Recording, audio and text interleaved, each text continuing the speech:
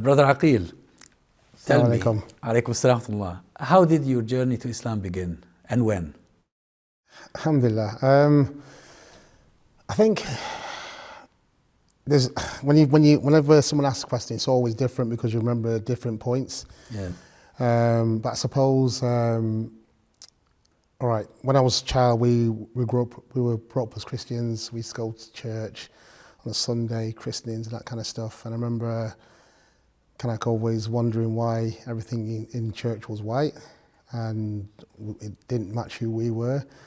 I'd always kind of like question, kind of like, well, why was Jesus white? Why were all the vicars white? And most of the congregation were white. It just didn't seem right. Which church were you? It's like a Church of England church. It was just the church at the bottom of my road. So my parents, they were, for what sense, they were Christians. They were brought Christians in Jamaica.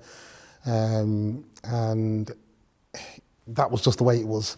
Your parents migrated here? They migrated over in the 60s. Born here? I was born here. So obviously whenever I go to Jamaica, I always look at Jamaica differently now, but I always see that there's lots of churches there, and I can understand through history that we recognise that maybe up to 70% of the people that came to the Caribbean from Africa were Muslims. But as part of that process, that was taken away from them. And so when you go to Jamaica, it's like, we make a joke, it's like coming to England, there's like lots of different pubs that sell different types of beer. Christianity in Jamaica, there's lots of different Christianity, lots of different churches, lots of different denominations. And it was just, everyone was some kind of form of Christian. And obviously when we look at history, we kind of see how that was used to separate them from their past. So my parents are no different than that. They grew up and they went to church, and we went to church with them, Sunday school. And like I said, I just always had this burning feeling inside me that something it didn't quite sit with me. So one of the processes that our church used to do every Sunday, they'd do the church service and then they'd do this procession where the vicar would walk around the church with the cross, and all the choir boys would follow him, and then he'd go outside and then he'd greet everybody on the way out. So I took it upon myself to say, one day I'm going to ask him, when he walks past me, I'm going to stop him and ask him, why is Jesus white? Oh, you asked them? Yeah, and I was about probably about 6 or something like that, and I remember I saw him coming up and I thought, right, and I was still at the edge, and I walked out and I asked him, why is Jesus white? And he kind of looked at me, he looked at my mum, I looked at my mum looked at me as if to say, I'm going to kill you when you get home. How dare you? And he's put his hand on his head, ruffled my hair up, and then carried on. So from there on, I just kind of like decided that it just wasn't for me, and I'd always make excuses not to go because it just didn't sit with me. And then throughout life, you'd always be kind of like searching. And I think there was kind of like there was one major pivot moment. I was an amateur boxer. I started boxing when I was 14. And I was going for a fight, and I was also going for my license. I was driving license, I was 17, and I wanted to get my license before my friend. So I was walking to the boxing club, getting ready to go to a fight. And I remember having this conversation as I was walking over, and I was saying, look, if there's a God, I'm going to have a conversation with you. I'd rather lose this fight, but pass my test, than the other way around. So that day... Why there had to be a choice between the two? Because it was just the way that I felt. And I always knew that there was a God, and I always knew that there was something there bigger than myself and bigger than us, bigger than this world, but just didn't quite understand what it was. And I suppose that going to church didn't give me them answers. So you kind of went on that self-discovery myself, 17 years old, and I suppose that was my first conversation. So I went to that fight that day, and on paper it should have been an easy fight, but I got beat, but I passed my test. So you lost the game and Yes. You won the test? Yes. So then that kind of like has that in your mind. Well, actually, I had that conversation with someone, and that conversation came to fruition. So therefore, there is something out there. And then from there, it's a journey of searching. So I grew up in. But prior to that, have you had any encounter with Islam or Muslims? I mean, I grew up in South Manchester, Old Trafford. There was lots of Muslims, lots of Muslim migrants who we lived amongst, and I had a lot of Muslim friends, but never really. I mean, my first experience with the masjid, I remember our local mosque, the Masjid Noor, it used to be a co-op, because the co-ops were quite strong in them days when I was growing up. And I remember one day walking past with my mum, when I was a little baby. It looks very small. And I remember seeing all these, it going from like being an open shop to like this place with closed windows, closed curtains. And I saw these guys going in there. They had like dresses on and beards. And I said to my mum, I want to go in. And she said, no, you can't go in there. And I remember that was kind of like a symbol because for me, the masters were always closed. You know, there was always this closed off place that no one didn't know what went on inside. And maybe that's why I was very curious. I wanted to see what was going on and why, because they dressed different, they looked different. And I wanted to go in and have a look, but I wasn't allowed to. So I suppose that was always in the back of my mind. That now, after losing the boxing match, you started your research or search. Yeah, I mean, it was. What just did it entail? It was a lot of the time. It was analysing your own conversations that you have with yourself and talk to yourself. And when things were happening, you always seem to be asking, well, why? And it was always a question. And when I was growing up, it was like the days of rap music became very big. Especially for the black community, it was a chance for them to wear their voices. But a lot of the rappers at the time... When was that exactly? This was in the 80s. This was when I was growing up and I was going to school. In the 80s, all the rappers, Public Enemy, Eric B and Rakim, all the top rappers, they all spoke about being part of this nation, and they talk about Islamic things. And at that time, we didn't know they were a nation of Islam, but we saw them as Muslim. And obviously, we had Malcolm X, Muhammad Ali from the boxing as well. So this was kind of like part of our culture in terms of we were hearing this all the time. We didn't really fully understand it, but I had kind of like an affiliation towards it because this was the music I listened to. And they talked about, I suppose, black people in the positive aspects and doing positive things and achieving and making money, making their own businesses. And so we were kind of like pulled towards that. And I remember at some stage there was a group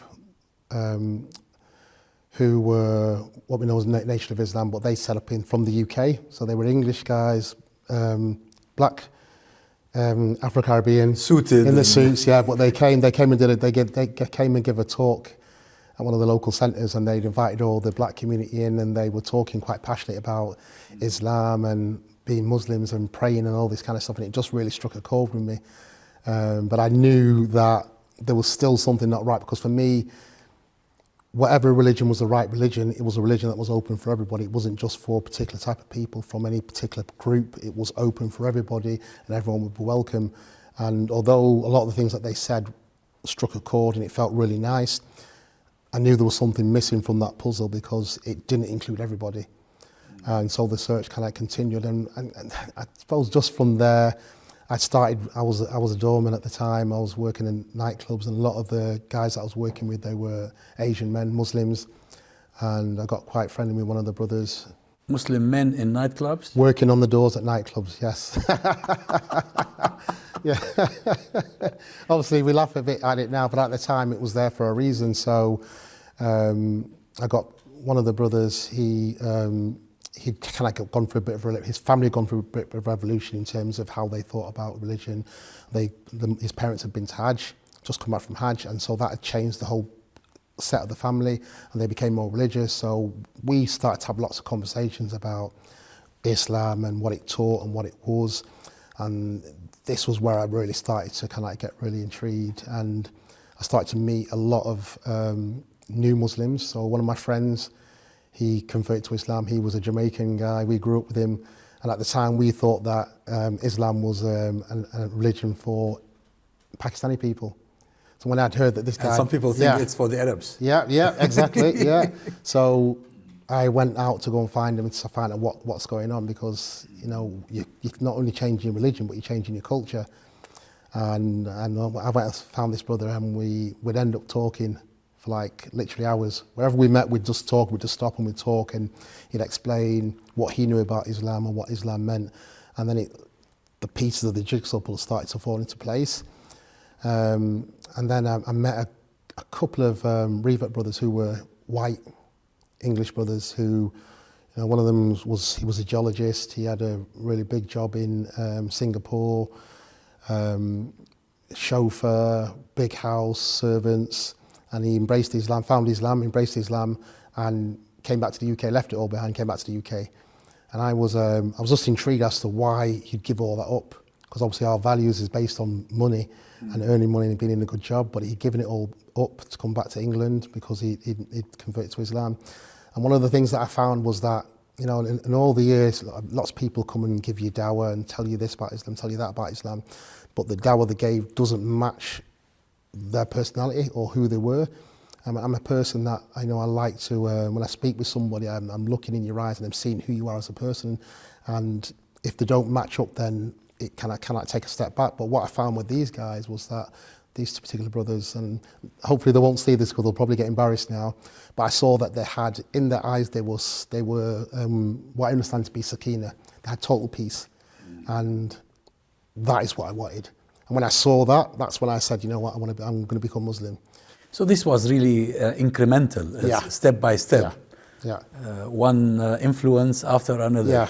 Until the tipping point happened. Something. Yeah. So like I said, when I met these guys, and it was not so much the intellect; it was more about the heart, and that's what I wanted, that peace, because that's what I saw in them.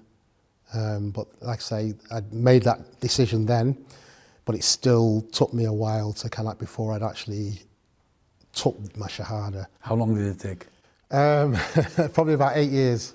Really? Yeah, 8 years. So yeah, I mean, they gave me a Quran, and long process. I'd debate with them. I'd ask them questions. I'd ask them this. I'd find this in the Quran. I say, what does that mean? And they'd always have an answer for me. And if they didn't have an answer, they wouldn't try and botch something up. They'd say, look, I don't know. I'll go and find out. And they'd come back and they'd answer that question, and they'd leave me with a question. So eventually, I'd fixed on the idea that yes, my values were Islamic, and I was going to become a Muslim. And I suppose it was more about the practicalities that were stopping me in terms of, if I become Muslim, then I'm going to have to pray 5 times a day. That means I'll have to give up my job.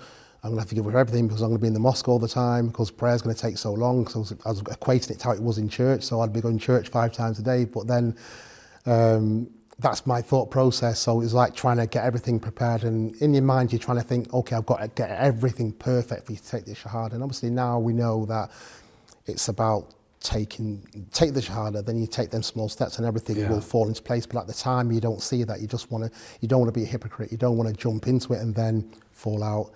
So it took me 8 years. I was doing youth work at the time, and we were running a campaign with young people around breast cancer and testicular cancer. Or which organisation? It was a youth organisation based in Moss Side called the Hideaway. It's still going today.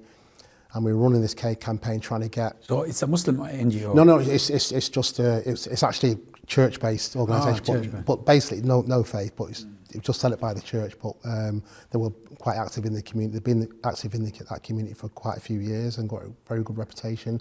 So I'd finished I'd stopped boxing. I'd done a degree, and I'd just finished. And I was working there, and this campaign was going on, and we were encouraging the guys to go through a process and examine yourself on a regular basis, because testicular cancer is one of the easiest cancers to treat if you catch it early enough. So we were trying to encourage young men to be a bit more conscious and be a bit more aware and proactive. And one day I'd finished training, and it just popped into my head. You're telling people to do this yourself, but you're not doing it yourself. So I was there after I had a bath, and I was examining myself, and I found something in my groin area. A little lump. And I thought, oh, that's strange. So I didn't think anything of it. And then a week later, it got bigger. It got bigger and got bigger. And before you know it, I was in pain, couldn't walk, couldn't sit down, absolute agony. A tumour?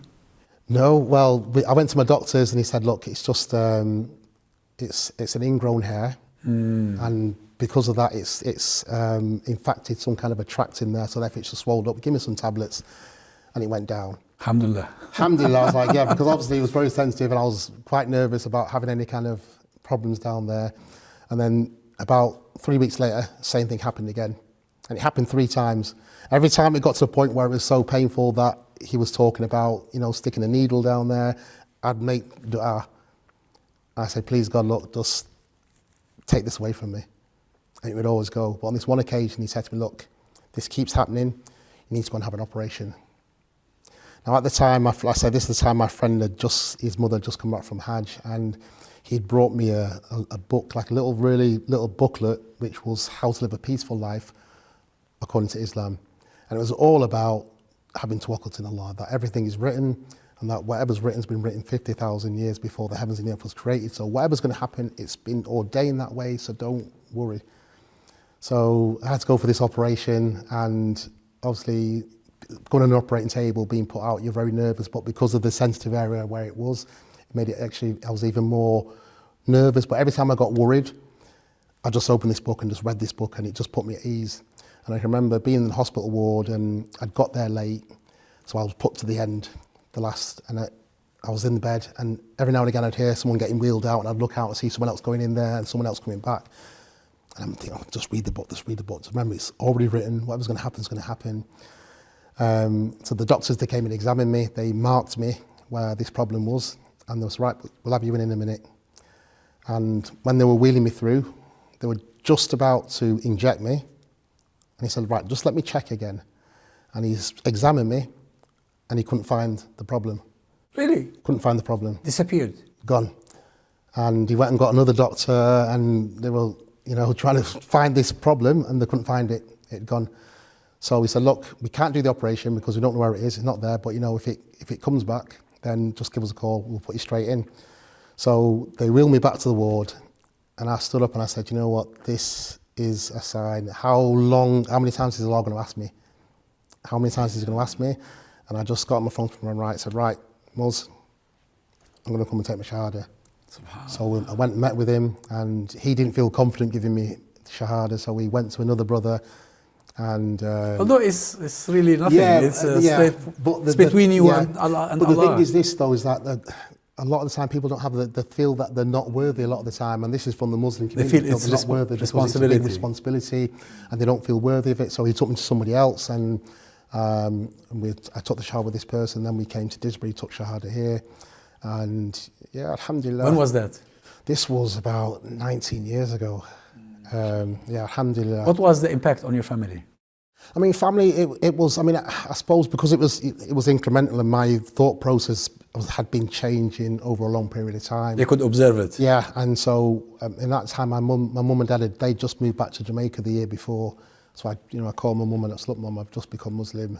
And they were happy because they were happy that it given me some kind of direction, and that, that it was giving me focus, and they were quite pleased with me. So in that sense, I was lucky because there was no adverse reactions from anybody in terms of family and friends. I think some friends were kind of like disappointed that I wouldn't be that person that goes out with them, because I used to be the life and soul of the party kind of thing, and used to bring everyone together, and now that wasn't going to be there anymore. So I suppose that they were a bit sad in that, but they saw that I was kind of like happy and I was focused on this, and it wasn't. Did you lose them, or? No. We're still friends till today. I mean, obviously we're not as close contact. We don't do the same things that we used to do back in the day, but we're still friends, and I think that it's added value to the friendship. Now, how about the Muslim community? And did you find support? I mean, do you know what? In the beginning, there was always going to be incidents whereby, like you say, you go into a masjid, and because a lot of the community, we grew up in the Gujarati community in Old Trafford, and a lot of them didn't understand about reverts, and so sometimes you go into the masjid and you're Assalamu alaikum, obviously you just give salams to everybody, and some of the guys that wouldn't give you salams back, and you used to get a bit frustrated with it. But then when my teacher, someone said to me that, when you give salams to somebody and they don't hear you or they don't salam you back, then the angels give you salams. So then we'd go out, particularly to the people that we knew who wouldn't give salams back, and say salam back, because we'd get the angels giving us salam. So we just learned to deal with it. But with every kind of negativity, there was like more people there that were there to support us. So whenever something bad happened, there was always something good around the corner, and this is what I've always kind of experienced. And there's always been a lot of good people around us, from the elders, from this community. I remember when after I became Muslim, we were aware that there was lots of new Muslims that were not connected with the masjid. And our local masjid, we wanted to do like a gathering there. So some of the elders, they said to us, look, you must do this. We don't worry about the committee. We will speak with the committee. And so we were allowed to hold an event at our local masjid, Masjid Noor, where we invited, I think we had about 90 new Muslims that weren't connected already with the masjid already. We had a gathering for them. Are you part of an association or something? I mean, or is it just informal? This was just kind of like informal. I mean, I study with a teacher who's part of a bigger organisation. Sheikh Abdullah, he's an Egyptian teacher who lives in Manchester, and we study with him, and through him we do a lot of dawah activities. But at the time, it's just really just through networks that we had, getting people together, because there were a lot of people who were starting to come to Islam, a lot of young guys from the community who needed support, and we were just keen to make sure that they had a better experience than what we did, and trying to find ways to get them in so we can teach them, and to make sure that the people that are there to support them will be there, as opposed to the people who might be a bit apprehensive about them. Would you say that Islam is spreading among people of similar background, Jamaicans? Definitely. Because like I say, we were, by default, we were born Muslim because of this transitional period, and like now people are beginning to ask questions, and looking back in their family history and looking back to before kind of the Jamaican period, and realising that actually a lot of their heritage is from the Muslim culture. Some of them, lots of them have Muslim names and don't even know. So people are kind of like searching a lot more, and are discovering them. The more new Muslims that come to Islam from Jamaica, from the Afro-Caribbean background, from also different backgrounds, the more people are asking and more people are interested in kind of finding out, well, actually what Islam's all about, and kind of like what it can do for them. What is it you're doing at the moment? So now I'm a personal trainer, a boxing coach, and I also do like charity work. I work for a charity, working with young people. I mean, I've been involved in charity work for quite a while. I've recently been to Iraq, Lebanon. In the past, I was part of the first convoy to Palestine in 2008 with George Galloway. Oh. Yeah. This was in 2008, and then I think we went 2008, 2009, and then I went again with another organisation in 2010. So the first time we went there, unfortunately, the Egyptians didn't let me through, so I was stuck in, got sent back from the Egyptian-Libyan border. But the second time, alhamdulillah. Yeah, I remember that caravan. Yes. It came from Morocco, I think. So it came from London, through Morocco, Algeria. So we were the first people to open up the border between Morocco and Algeria. Yes. I think even Condoleezza Because Rice they had been closed before. Yes, Condoleezza Rice tried to open it, and they said no. But the convoy we got through twice through that point. That was amazing journey. How many days did you spend in Gaza, inside Gaza? Unfortunately, we were only allowed to spend 3 days because we had to get back for work and stuff. But it was just a beautiful 3 days. The place is just amazing. Because that was during the Mubarak regime's time, still, yes, before the Arab revolutions. Yes, yeah. So it was really quite hostile. A lot of the Muslim countries, we thought that they would open with open arms, but they made it very difficult for us. And Egypt was probably the hardest. There was always a problem there where we'd all be gathered in a car park and we'd get stoned by the Egyptian police, and there was always some kind of incident. And then they'll let us through just to let us know, well, actually, we don't want you to be here. We're grudgingly letting you through, but just to let you know, if you come back again, you're going to get this again. But alhamdulillah, it was worth it, because once you get to Palestine, once you get to Gaza, it's just so beautiful. I think we have this idea that it's just this broken down place, all we hear about is war. But actually, when you get there, it's so beautiful, and the people are it's just amazing.